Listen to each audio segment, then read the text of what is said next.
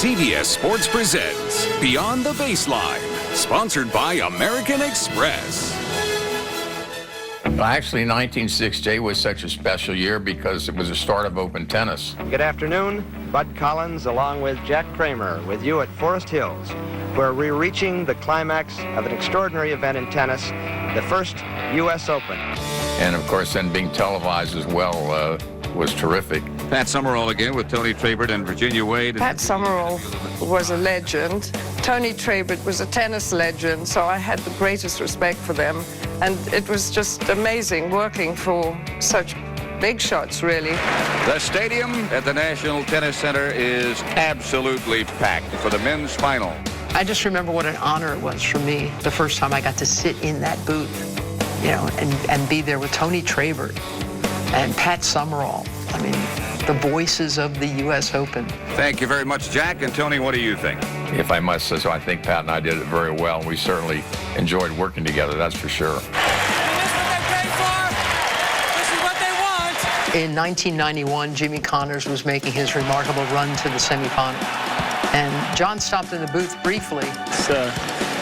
It's great to be here. As a player, it was like the last thing I want to do is do commentary work. This is, you know, a major step down. And sure enough, within a couple of years, John was in the booth, you know, for CBS. And we'd like to welcome our New York tennis landmark, John McEnroe, to our CBS coverage. Mary, she's so well prepared, and I'm sort of winging it a little bit more, sort of feeling it out at the moment. So you like this guy? He's not bad. Do you? Yeah, I like him too. And so there's this sort of yin and yang that I think we give the audience that people appreciate. And so if you can get like some pro like a Dick Enberg and let us do our thing, I think it works real nice.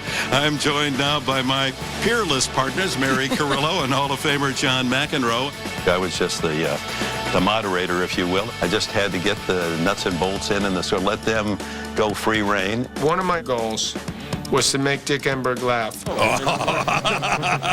Sometimes matches aren't very interesting and there are lulls. Ricardo Mello was his name, and for some reason, silliness just took over the entire booth. We got into a mood where we were using his last name in rhymes. It is true, he does enjoy Jell-O.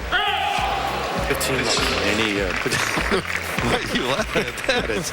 I like it. I'm just worried about the next line. Well, he does play cello. John started to chuckle, and then when he chuckled, then I started to laugh. Stop it, man. Do you have any favorite authors?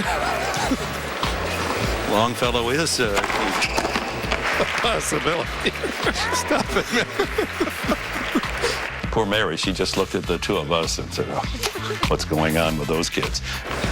This is just disgraceful.